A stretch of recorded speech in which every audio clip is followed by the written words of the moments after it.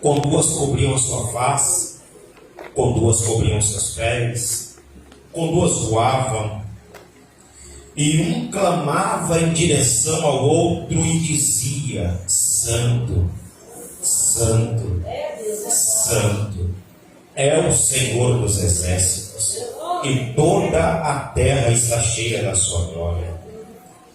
E os umbrais da porta se moveram à voz do que clamava, e a casa foi cheia de fumaça. Então disse eu: pobre de mim, porque estou arruinado, porque sou homem de lábios impuros e habito no meio de um povo de impuros lábios. Porque os meus olhos têm visto o Rei, o Senhor dos exércitos. Versículo 6. Então voou um dos serafins em minha direção, tendo uma das brasas vivas em sua mão, a qual tinha tirado do altar com uma tenaz. E ele encostou na minha boca e disse: veja, isto tocou os teus lábios, e a tua iniquidade foi removida, e o teu pecado purificado. Também ouvi a voz do Senhor que dizia: a quem enviarei? E quem há de ir por nós? Então disse eu: eis-me aqui, envia-me a mim. Amém? Aqueles que estão de pé podem tomar o seu assento. Meus irmãos, o texto que nos é proposto para essa noite, capítulo de número 6 do livro do profeta Isaías, é um capítulo muito revelador dentre os textos do livro deste profeta na Bíblia Sagrada. O capítulo 6 do livro que conhecemos como profeta Isaías, conhecido também como profeta messiânico, o capítulo 6 em si é o capítulo que vai falar acerca do chamamento, né? Vai falar acerca da chamada do profeta Isaías. Eu gosto deste texto porque o texto que está em xeque ou em foco, ele tem algumas lições muito reveladoras para trazer aos nossos corações. Você observando o texto, a gente percebe, no versículo de número 1 do capítulo 6, a Bíblia vai dizer: no ano em que morreu o rei Uzias, eu vi o Senhor assentado sobre um alto e exaltado, ou sobre um alto e sublime, dependendo da tradução, trono. É interessante porque o profeta, ele vai começar dizendo que no ano em que morreu o rei Uzias. Aqui, a maioria dos pregadores, quando passam por este texto, e eu vou ser bem pausado, mas nós vamos chegar lá, a maioria dos pregadores que passam por este texto já vão direto falar acerca do trono, já vão direto falar acerca da visão. Mas eu gostaria que entendêssemos pelo menos um pouco do contexto histórico que está inserido aqui no capítulo 6, mais especificamente no versículo de número 1. Haja em vista que o texto começa dizendo que no ano em que morreu o rei Uzias, não dá para saber se Isaías teve a visão antes do rei Uzias morrer ou depois do rei Uzias morrer. O texto não deixa claro. O texto só diz que no ano em que morreu o rei Uzias. Pode ser que tenha sido antes da morte do rei, ou pode ser que tenha sido depois. Mas eu gosto porque 80 a 90% dos historiadores e dos comentaristas, eles vão corroborar que o texto em si não deixa claro, mas a história dá a entender, e não podemos afirmar, mas dá a entender que isso vai acontecer, pastor Aldir, depois que o rei Uzias morre. Então, quando olhamos para dentro deste cenário, do capítulo 6 do livro de Gênesis, do livro do profeta Isaías, nós podemos perceber que algumas revelações dentro do texto aqui, por exemplo, Para quem não sabe, o profeta Isaías tinha um parentesco com o rei Uzias. Outra informação importante é que ele era conselheiro do rei. A nível de contexto histórico, nós podemos ver, por exemplo, acerca do rei Uzias, o que sabemos sobre ele, é que Uzias, ele é um rei que ele foi escolhido livremente pelo povo. Se você, por exemplo, pegar a 2 Reis, capítulo 14, versículo 21, a Bíblia vai dizer que tinha 16 anos de idade Azarias, quando assumiu o reinado em lugar do seu pai Amazias. O escritor do livro dos reis, ou do segundo livro dos reis, capítulo 14, vai deixar registrado que tinha 16 anos de idade Azarias. Esse Azarias, que está registrado no livro de 2 Reis, só a nível de contexto histórico, para a gente entender o que vamos pregar aqui, esse Azarias é o mesmo Uzias.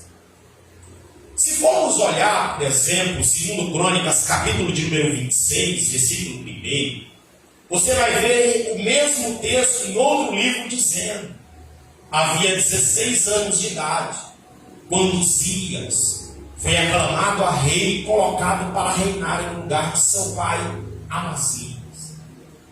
Aqui nós estamos vendo, a nível de contexto histórico, a morte de um rei que começa a reinar com 16 anos de idade.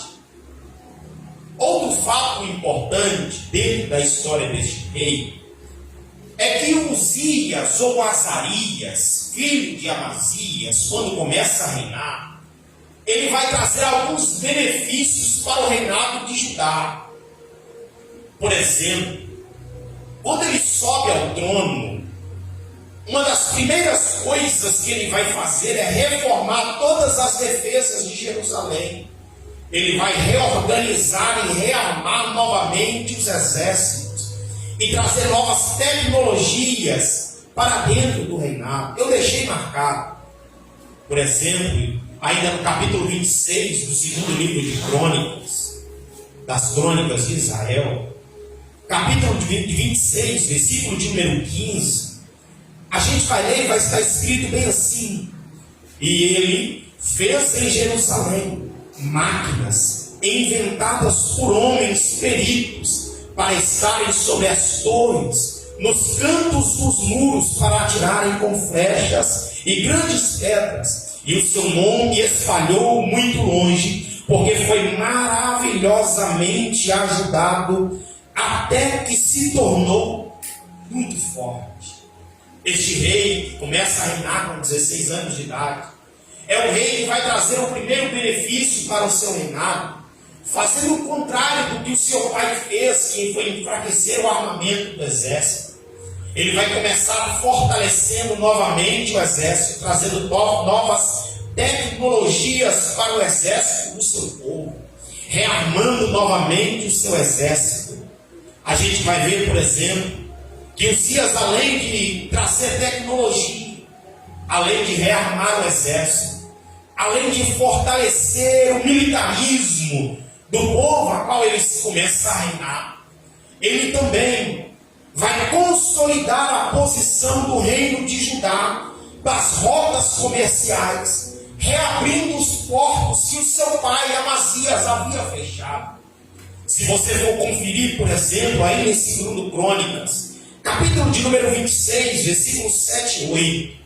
Ou se você quiser, por exemplo, folhear 2 Reis, capítulo 22, capítulo 14, versículo 22, você vai ver que ele vai reabrir os portos e as indústrias de Ezion-Geber. Com isso, ele não só vai trazer força militar, ele não só vai trazer novas tecnologias, mas ele também vai estar colocando o reino nas rotas comerciais e vai estar proporcionando grande prosperidade para o reinado. A gente vai ver que Uzias também realizou muitas campanhas de sucesso contra os filisteus, contra os árabes, além também de recolher tributos dos amonitas e de outros povos. Perceba que ele assume um reinado aonde o seu pai havia enfraquecido o exército. Ele vem e fortalece. Ele vem e traz novas tecnologias. Um reinado aonde o seu pai havia fechado os portos comerciais. Ele vem e reabre. Traz agora mais condição financeira para os portos, aonde, para a cidade, para o povo, aonde ele está reinando. É um reinado aonde a economia está subindo. É um reinado aonde a força militar está em alta. É um reinado que tem muitos inimigos, é verdade, amonitas, árabes, filisteus, mas nenhum dos inimigos pode contra este reinado, porque agora alguém que está reinando fortaleceu os exércitos, melhorou a economia, trouxe alegria novamente ao coração do povo, recolheu o tributo, ou melhor dizendo, recolheu o tributo dos amonitas e de outros povos. Uzias também constrói fortalezas em localidades ou localizações estratégicas.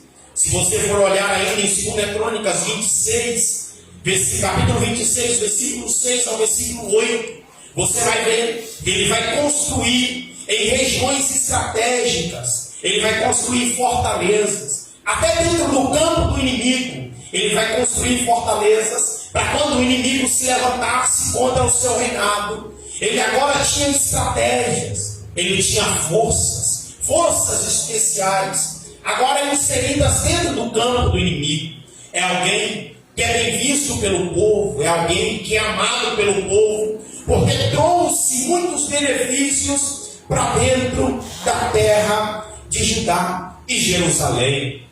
A gente vai ver que, além disso, a Bíblia vai dizer que ele começou de forma piedosa o seu reinado, fazendo o que era reto perante aos olhos do Senhor. Se a gente ler 2 Crônicas, capítulo 26, versículo 4, nós vamos ver que ele buscou a Deus, e Deus o abençoou pela maior parte da sua carreira. Uzias era reconhecido como um rei, grande, um amado rei, um rei amado. Porém, se a gente for olhar para toda a história de Uzias, nós vamos perceber que a carreira deste homem não termina muito bem como começou, porque ele se envaideceu, ele se enriqueceu muito, trouxe muitos benefícios para o seu reinado, e ali agora ele quis fazer algo que só cabia aos sacerdotes, e por isso, quando os sacerdotes vão tentar impedir o que fazer, a Bíblia diz que ele repreende os sacerdotes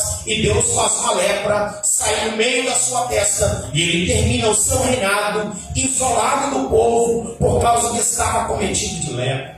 Mas nem mesmo a lepra consegue apagar da história tudo que este homem trouxe para este reinado, todos os benefícios que esse homem trouxe para esta terra. Pense bem, era como um homem tivesse pegado um país, vamos dizer um país que está embaixo, a Venezuela, levantasse aquele país, fortalecesse aquele país, trouxesse o país para a ponta, como um país de economia de ponta, um país que estava sendo bem visto.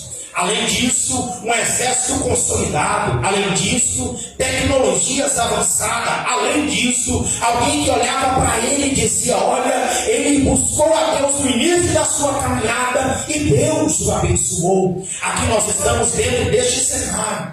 É o cenário da morte deste rei, da morte deste homem que muito abençoou esta terra. E a gente vai ver que Isaías aqui é alguém que é ente querido, que é próximo de Uzias, ou de Azarias, como você preferir. Isaías, o profeta Isaías, é alguém que tem um grau parentesco com este rei. Não obstante a isso, ele também é conselheiro deste rei. E nós vamos perceber que Isaías agora, após a morte do rei Uzias, a Bíblia vai dizer que ele entra no capítulo de número 6, ele entra para dentro do templo. Percebam o sentimento que Isaías está, pastor Valdeir, é um sentimento de angústia, de dor, de perda, de tristeza, porque ele não só perdeu um ente querido, ele não só perdeu alguém que ele aconselhava, que ele tinha um vínculo afetivo. Não, ele também perdeu alguém que trouxe muito benefício para dentro daquela terra. Ele perdeu alguém que ele viu Deus o abençoando e o direcionando. Isaías está muito triste. Acredito eu que Isaías está angustiado. Mas percebam que a angústia não leva Isaías para as festas. A angústia não leva Isaías para a depressão. A angústia não leva Isaías para o isolamento, porque a Bíblia está dizendo no livro do profeta Isaías, capítulo de número 6, versículo de número 1, que Isaías está indo para o templo. Isaías não era sacerdote, ele era profeta. Isaías, então, ele não está, vamos entender a localidade dele, ele não está dentro do Santo dos Santos, mas também ele não está dentro do lugar santo, do santíssimo lugar, e nem do lugar santo. Isaías está entrando para dentro do pátio, para poder clamar ao Senhor. Eu acho lindo, porque Isaías mesmo com dor, Isaías mesmo sentindo a perca, Isaías mesmo sentindo angústia, Isaías decide caminhar para a casa do Senhor. Isaías decide caminhar para a casa do Senhor. E é caminhando para a casa do Senhor, com as suas dores, com as suas lamúrias, com as suas percas, com as suas angústias, que Isaías vai ter a maior de suas experiências. Aqui eu quero colocar uma vírgula e começar a dizer para alguém que, quem sabe, adentrou aqui nesta noite, dizendo: eu não aguento mais esse negócio de ser cristão, eu não aguento mais esse negócio de servir a Deus, porque alguém está dizendo que a gente está servindo a Deus, que Deus é forte e poderoso. Não é verdade? A gente canta, Ele é forte e poderoso. A gente canta que Ele vem saltando as montanhas. A gente canta que esse Deus, Ele é o Deus do impossível.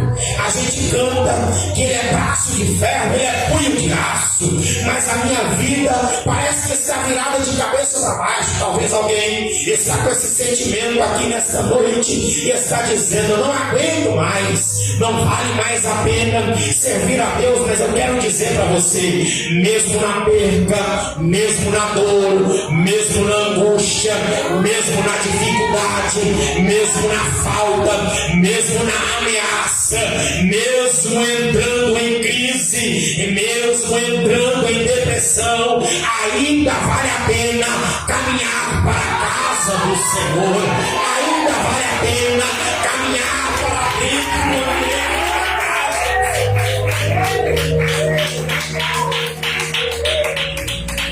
Por que vale a pena? Deixa eu relembrar os irmãos. Jesus certa feita disse: no mundo tereis aflição, mas tem de bom ânimo, eu venci o mundo. Sabe o que é que Jesus está dizendo? Para que eu acredito que todos saibam disso. A Bíblia no Novo Testamento foi escrita em grego, porque era a língua comercial da época. E a palavra aflição que Jesus está utilizando aqui no grego é a palavra tilipsis, que tem um significado de esmagado, prensado, amassado. E bom ânimo no original significa alegrar-se por esta causa. Jesus está dizendo aqui: ó, no mundo tereis aflições, mas tem de bom ânimo, porque eu venci o mundo. Jesus está dizendo: olha, lá vocês vão ser prensados, lá vocês vão ser esmagados, lá vocês vão ser amassados, mas eu venci o mundo, então se alegrem por essa causa. Então, com essa palavra de Jesus, não espere que a nossa vida vai ser só bonança, que a nossa vida vai ser só vitória. Vai ter gente que a depressão vai bater na porta. Vai ter dia que a falta vai bater na porta. Vai ter dia que o abandono vai bater na porta. Vai ter dia que a crise vai chegar. Vai ter dia que o coração vai gemer, vai doer. E você vai querer conversar com alguém e não vai ter ninguém. Mas ainda assim vale a pena caminhar para a casa do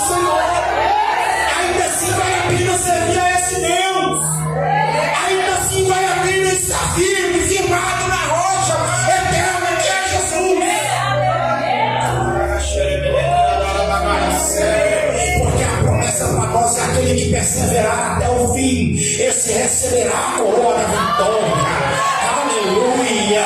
E o final dessa caminhada é só uma promessa: entrar para aquele local que a Bíblia está dizendo que ali não terá mais dor, não terá mais pranto, não terá mais choro, não terá mais sofrimento. Todas essas coisas serão passadas. Aí eu quero dizer para você: está doendo? Vem para cá adorar Jesus. Está apertado? Vem para cá adorar Jesus. Está faltando? Vem para cá adorar Jesus.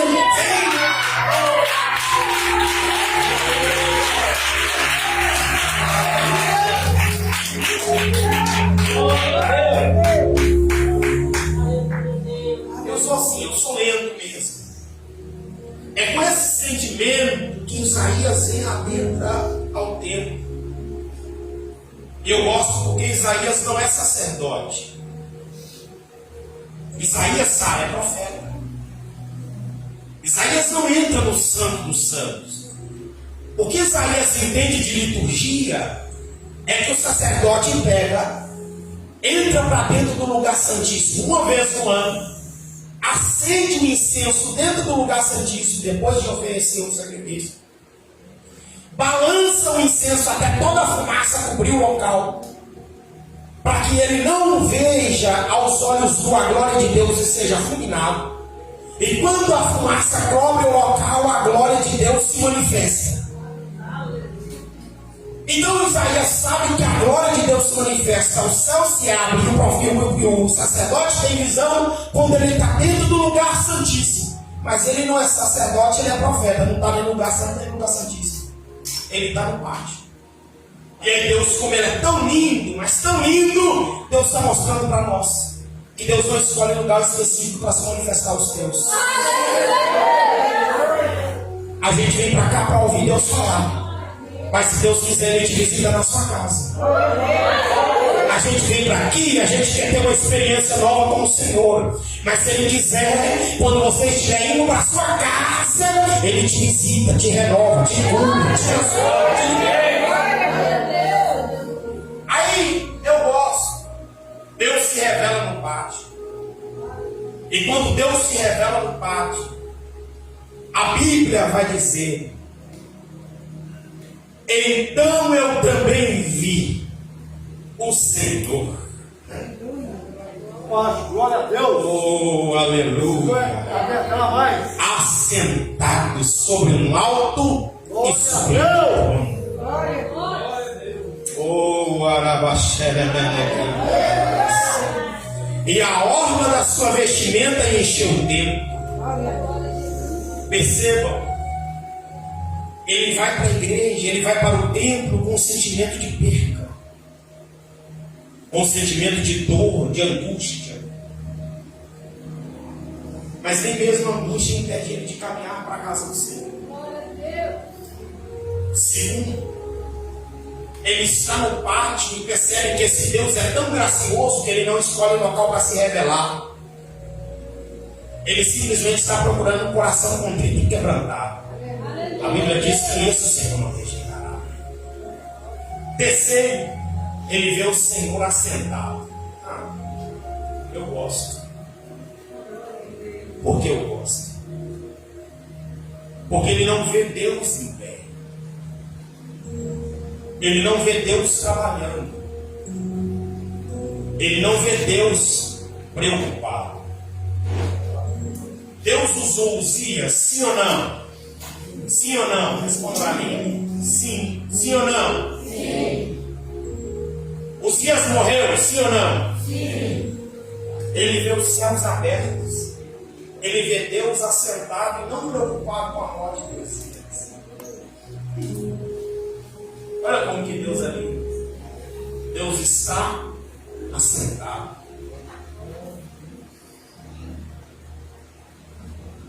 Assentado denota um estado de tranquilidade, de paz.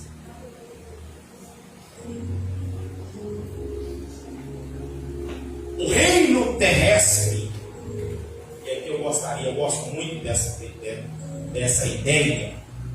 O reino terrestre, que é o reinado de Judá, de Jerusalém, estava no ápice do seu reinado. Eu já disse que os exércitos estavam ok. A economia estava ok. A comercialização dos seus produtos estava ok. Aí morre alguém que levanta o reino.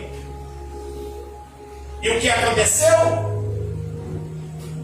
O reino começa em si ficar preocupado. Isso aqui é um exemplo bem parecido para alguns. E aqui eu não estou fazendo partidarismo e nem pretendo fazer isso. Mas a gente vê uns, vamos falar que é bobo, né? Brigando por política por aí na rua. Tem gente, pastor Valdeir, que está dizendo, olha, o candidato fulano ganhou, agora o país está enrolado. Mas dentro desse país ainda tem uma igreja. Essa igreja ainda tem 2 joelhão bando. E essa igreja está declarando que não é partido A, nem partido B, nem direita, nem esquerda, nem centro. A igreja ainda está ligada aos céus e nós entregamos a nossa nação nas mãos do Senhor. Aí tem gente achando que o país vai afundar porque partido A, partido B ganhou. Aí nós estamos vendo isso daqui também dentro do texto. O povo preocupado. Uzias morreu. O que a gente vai fazer? Isso aqui é uma conjectura. Só que quando Isaías vai angustiado, triste para dentro do templo, não só por perder um ente querido, mas perder alguém de um bom governo que levantou o país, vai angustiado para dentro do templo, ele consegue enxergar o Senhor assentado. O reino terrestre está entrando em crise, mas o reino celestial, o Senhor está assentado. Estava caminhando o reinado para a crise, mas o reinado celestial, o Senhor está assentado. As coisas terrenas podiam não estar indo muito bem, mas no céu o Senhor estava assentado.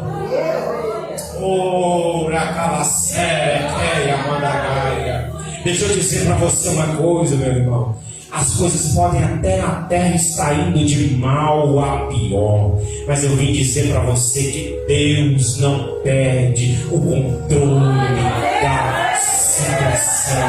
A economia não vai bem, Deus não perde o controle.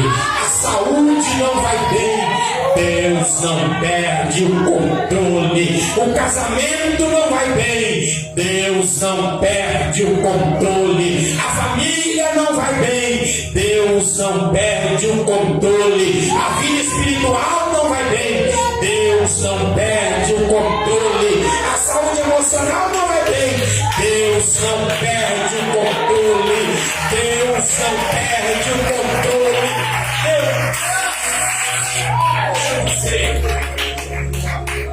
Eu me lembro, não tem muito tempo, isso deve ter uns 3 anos e meio. Eu fui para morar no Paraná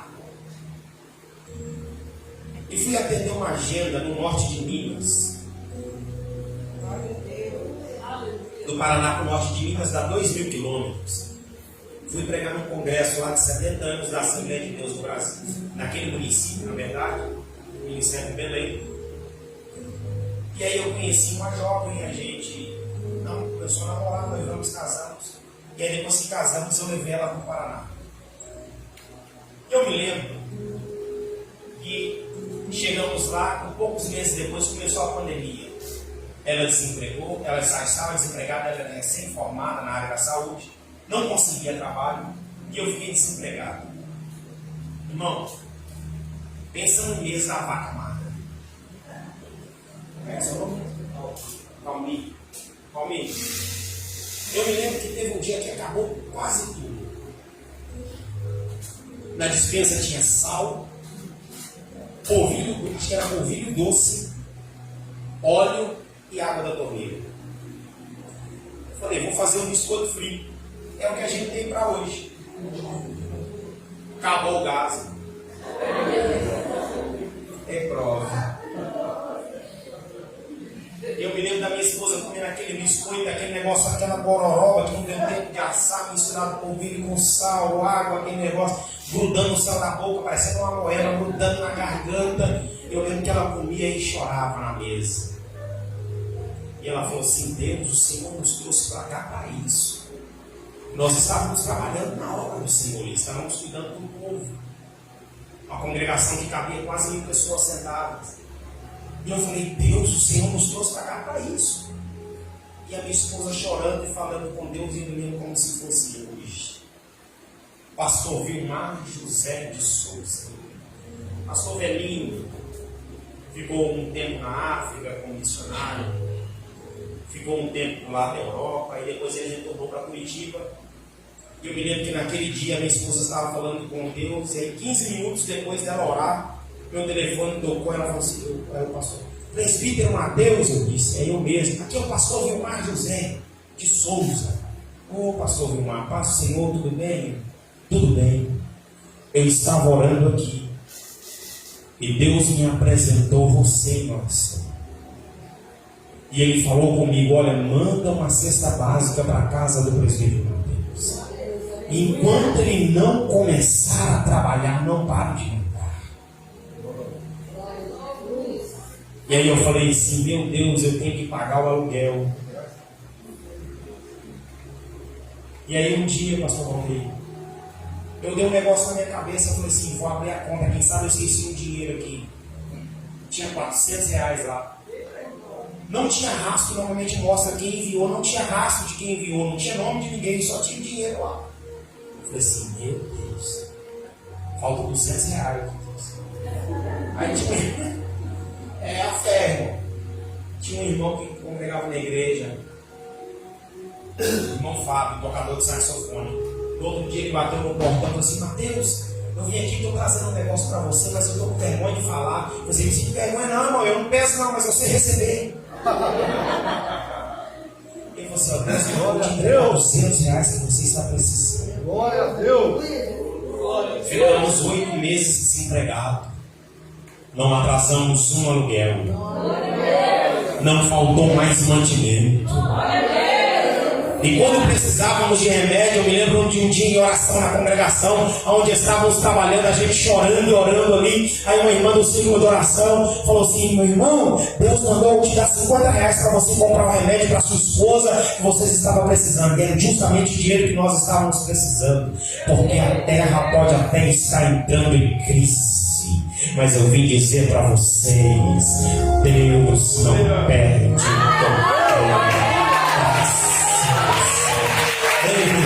eu vou dizer para vocês, se você quiser pode até melhorar de glória.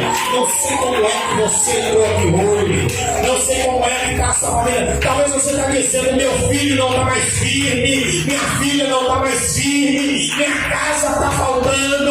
Eu vim dizer para você, mesmo angustiado, mesmo ferido, mesmo com dor, ainda faça igual o profeta Isaías, dizendo, ó, está doendo, mas eu vou para a casa do Senhor adorar a Ele, porque Deus não perde o controle da situação. Deus não perde o controle.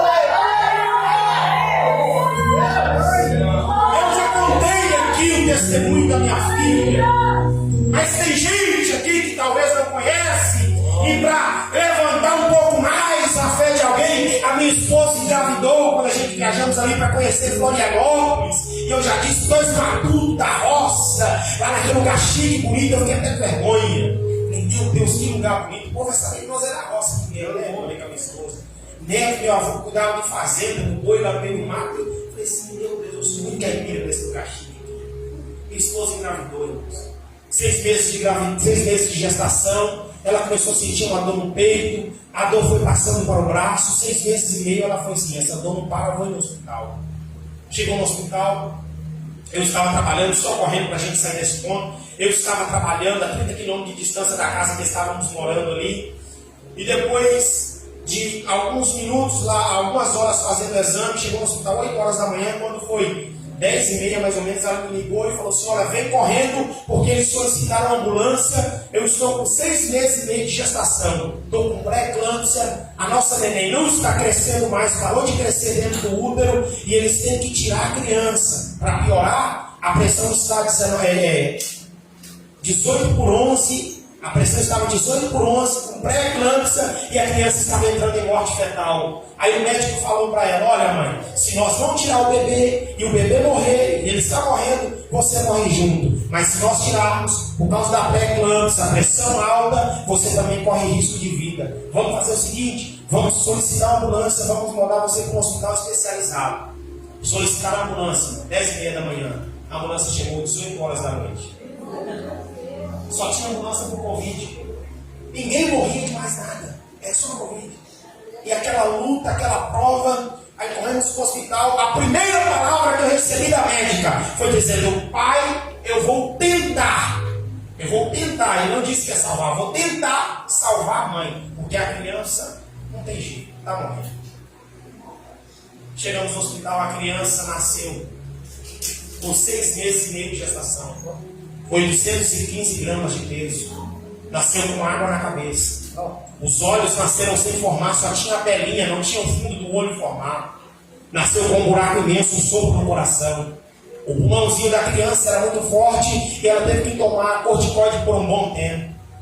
Ela ainda por cima nasceu com APLV, alergia à proteína do leite da vaca. E todas as vezes que ela tomava leite, o intestino começava a sangrar, as partes genitais ficavam na carne viva e ela começava a evacuar no lugar das fezes sangue vivo. Ficou 50 dias na UTI. E esses 50 dias que ela ficou na UTI, nós estávamos clamando a Deus e dizendo: Deus, opera um milagre na vida da Maria Clara. E hoje, graças a Deus, a minha filha está com 2 anos de idade. Não tem água na cabeça. Os olhos estão formados e enxerga melhor do que eu. O pulmão dela funciona como nunca. A alergia foi embora. Para levantar sua fé e continuar dizendo que Deus não perde o controle da situação.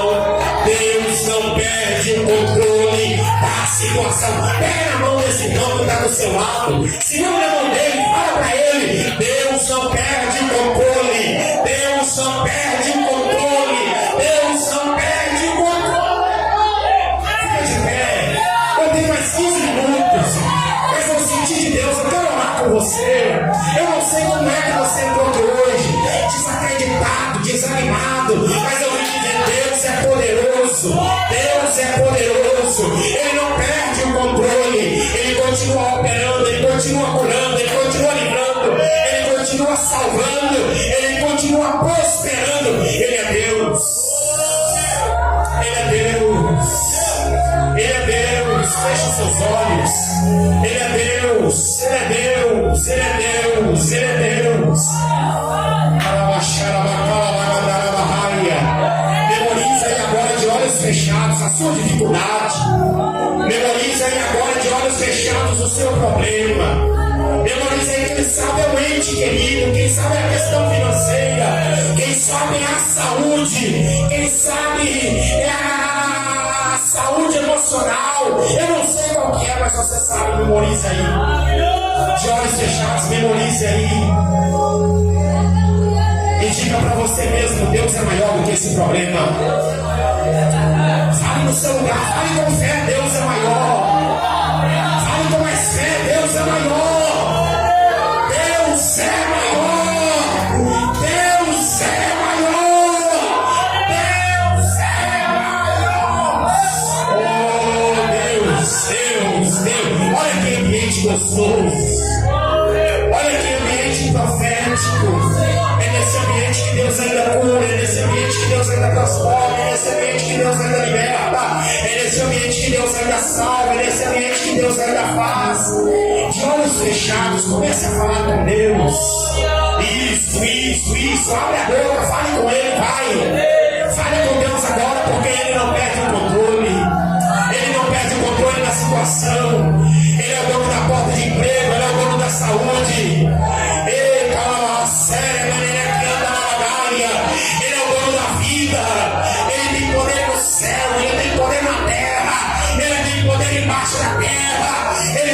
sentado em alto, sublime trono, para dizer que ele não perde o controle, ele não perde o controle, ele não perde o controle. Vai com ele, vai, abre a boca, vai com ele, vai com ele. Acredite que quando você está falando, o céu está ouvindo o seu clamor, o céu está ouvindo a sua petição, o céu está ouvindo o seu clamor, o céu está ouvindo o seu clamor. Tem jovens chorando aqui nesta noite, tem irmãos chorando aqui nesta noite, tem irmãos chorando aqui nesta noite. Sabe o que é isso?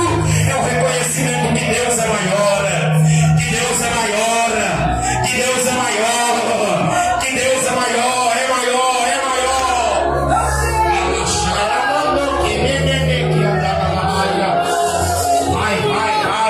Vai, clame a Ele, clame a Ele, clame a Ele, clame a Ele nessa noite. Creia que Ele pode fazer, creia que Ele